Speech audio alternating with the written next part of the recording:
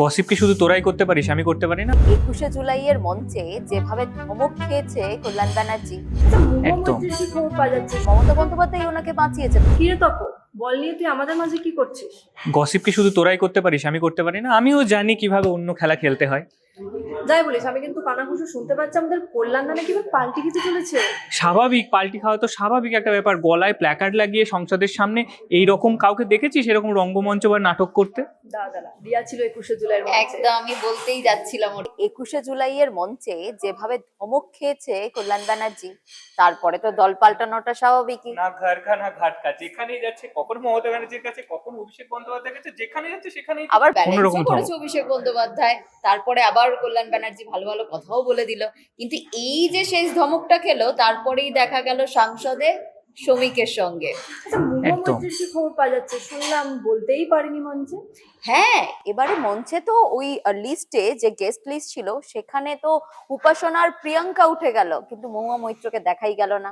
এত বড় বিদ্রোহী একজন সাংসদ, যাকে ডিম ছোড়ানি, এত বড় বড় কটাক্ষ, এত বিদ্যার বুলি, কি অবস্থা! তাকেই দেখা গেল না। এই মহুয়া মৈত্রই একজনকে কিন্তু বলেছে যে তার যে ক্ষোভ হয়েছে যে মঞ্চে বলতে দেওয়া হয়নি, সেটা নিয়ে একজনকে বলেছে, জানো? আমার কেন জানি না মনে হচ্ছে তুমি কাকে মেন করছো। তুমি কি শ্রেয়া পান্ডের কথা বলছো? একদম। কিন্তু এখানে আরো একটা আমার ডাউট হচ্ছে, শ্রেয়া পান্ডে কিন্তু দোলাচলে রয়েছে, মানে এখনো কনফিউজ প্রচন্ড। কোথায় যাবে। শ্রেয়া পান্ডে তো সবসময় দোলে চলে থাকে যে কোন গোষ্ঠীতে যাব। কিন্তু এইবারে ও বুঝতে পারছে না যে ঋতব্রত শিবিরে যাবে নাকি মমতার শিবিরেই যাবে, কারণ 2029টা নিয়ে একটু আর যাই বলো বলো, একটু যাচাই করছে। আর যাই বলিস বল, মহিলা সময় কিন্তু নিচ্ছে, সময়। বোঝে, রাজনীতিটা বোঝে যে কোন জায়গায় পাল্লা ভারী, সেইখানে ঠিক ক্রিমি লেয়ারটা মহিলা কিন্তু ভালোভাবেই বোঝে। হ্যাঁ, শ্রেয়া পান্ডেকে মেকআপ করলে যেমন সুন্দরই লাগে, সেরকম কিন্তু শ্রেয়া পান্ডের বুদ্ধিও আছে বলতে হবে। এই কুণাল ঘোষের ব্যাপারটা দেখেছিস? কিরকম সংসদ ভবন থেকে টানতে টানতে হিচড়ে তাকে বের করে নিয়ে চলে যাওয়া হলো।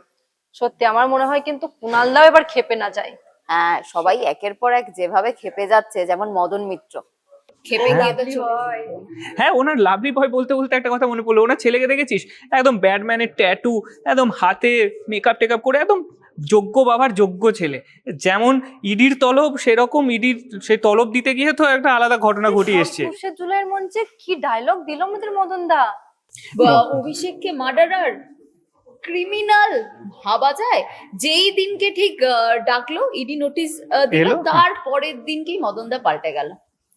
একদমই তাই, পাল্টে গেল। তারপরে আবার কি কালীঘাট তৃণমূলের সভাতে গিয়ে মদন মিত্র হাজির। সেখান থেকে আবার কুণাল ঘোষ কি বলছে যে আমি ওই দলে একজনকে রেখে দিয়েছি, আমাদের দলের সমস্ত খবর বের করে নেব। হ্যাঁ, মানে দল দল রেখেছে নাকি ওখানে মদন মিত্র চলে গেছে সেটা তো আর বলতে পারছে না। অবশ্য একদম। এতদিনের মমতা বন্দ্যোপাধ্যায়ের সঙ্গী কি করে বলবে?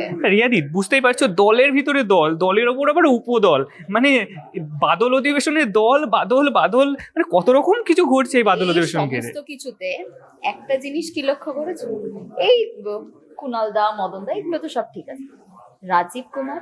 হ্যাঁ, আমি এটাই ভাবছিলাম যে ২১শে জুলাইয়ের মঞ্চে রাজীব দাকে কিন্তু দেখা গেছে, তাহলে কি কালীঘাটেই থাকছে? মনে তো সেটাই হচ্ছে। আর থাকবে নাই বা কেন? যখন আইপিএস রাজীব কুমার যখন কলকাতা পুলিশের কমিশনার ছিল, সিবিআই যখন তুলতে গিয়েছিল, সেই সময় তো মমতা বন্দ্যোপাধ্যায় ওনাকে বাঁচিয়েছে। তার জন্য তো ধর্নায় মমতা বন্দ্যোপাধ্যায় মধ্যরাতে বসেছিল ধর্মতলাতে। যদি এবার- একটা কেস খুলে যায় তাহলে কিন্তু একদম নাটক অন্যরকম মোড় নেবে। এই নাটক দেখতে দেখতে বাঙালি তো একদম আলাদা আলাদা মোড় পেতে পেতে আবার কিছু একটা পেতে চলেছে মনে হচ্ছে। সবকিছুর মধ্যে একটা জিনিস দেখেছো, খুব তো দোলাসেন দোলাসেন দোলাসেন চলছে, কিন্তু হ্যাঁ। এই দোলাসেনের ওপরেই আবার ক্ষোভ উকড়ে দিয়েছে শ্রেয়া পান্ডে। হ্যাঁ ঠিক, নাকি? একদমই তাই। হয়েছে কোনো কেস হয়েছে নাকি? নিজের ফেসবুক পেজেই তো লিখেছে দোলাসেনকে নিয়ে, কারণ শ্রেয়া পান্ডেকে তো স্টেজে দেখাই গেল না। কিন্তু শ্রেয়া পান্ডে কিন্তু গিয়েছিল 21শে জুলাইয়ের মানে ওই সভাতে, কিন্তু মঞ্চে ওঠেনি।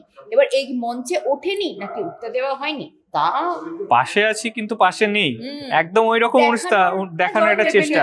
হ্যাঁ, যেহেতু সুপ্তি পান্ডে মানে ওনার মা স্টেজে ছিল, উনি নেই, ব্যালেন্স করছে বিষয়টা। মানে কোন বাঁয়ে যাবে, মানে কার কোন ঘাটে ওই যে জল বললাম, খাবে আর কি, সেটাই হচ্ছে একটা বিষয় হয়ে যাচ্ছে কিন্তু।